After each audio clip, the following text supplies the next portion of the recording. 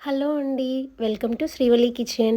ఈరోజు మన recipe multigrain chapati. యాక్చువల్గా దీన్ని చపాతీ అనాలా, పరోటా అనాలా నాకు కూడా తెలియదు. ఇది ఒక కొత్త రెసిపీ. ట్రై చేశాను, చాలా బాగుంది. మీరు కూడా ఒకసారి ట్రై చేయండి. టేస్ట్తో పాటు హెల్తీ కూడా ఉంటుంది. దీనికోసం మనం మల్టీగ్రెయిన్ పిండిని తీసుకోవాలి. అంటే నేనైతే మల్టీగ్రెయిన్ అంటే ఇందులో రాగులు, జొన్నలు, గోధుమలు ఇంకా 2 టైప్స్ ఆఫ్ మిల్లెట్స్ తీసుకొని పట్టించాను. ఇప్పుడు దీంతో ఒక రెసిపీ చేయబోతున్నాను. ఫస్ట్ ఇందులో ఆరోగ్యానికి ఎంతో మేలు చేసే మునగాకు ఫస్ట్ కడిగి శుభ్రం చేసుకొని ఇందులో వేసేసుకోండి. తరిగిన ఉల్లిపాయ ముక్కలు, క్యారెట్ తురుము, 15-20 మినిట్స్ పాటు నానబెట్టిన శనగపప్పు. నేనైతే శనగపప్పు కొద్దిగా ఎక్కువగా వేస్తున్నాను, ఎందుకంటే మనకు తినేటప్పుడు మధ్యలో పలుకుగా తగులుతూ చాలా టేస్టీగా ఉంటుంది.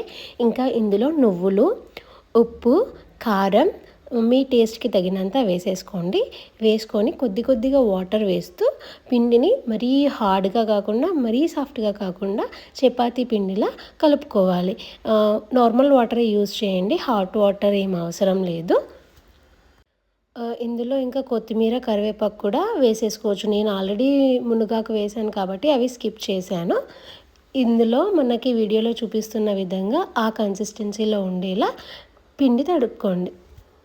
ఇప్పుడు మనకి ఈ మిశ్రమం రెడీ అయిపోయింది. నేను ఒక కవర్ పైన లేదా అరటాక్ పైన అలా కొద్దిగా ఆయిల్ అప్లై చేసి ఇలా రౌండ్గా చపాతీలాగా చేత్తో ఒత్తుకోవాలి.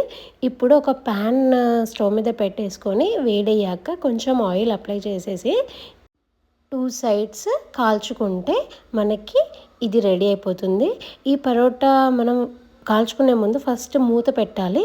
ఎందుకంటే మూత పెట్టకపోతే పిండిలాగా పేలినట్టుగా అలా వస్తుంది. సో మూత పెట్టి 2 సైడ్స్ కాల్చుకోండి. అంతే, ఎంతో టేస్టీగా ఉండే ఈ మల్టీగ్రెయిన్ పరోటా అనేది రెడీ.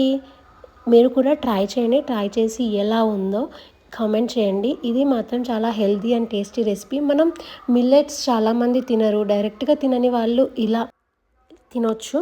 నా ఛానల్లో ఎన్నో హెల్తీ రెసిపీస్ ఉన్నాయి. మరిన్ని హెల్తీ రెసిపీస్ కోసం నా ఛానల్ని సబ్స్క్రైబ్ చేయండి. Thank you for watching.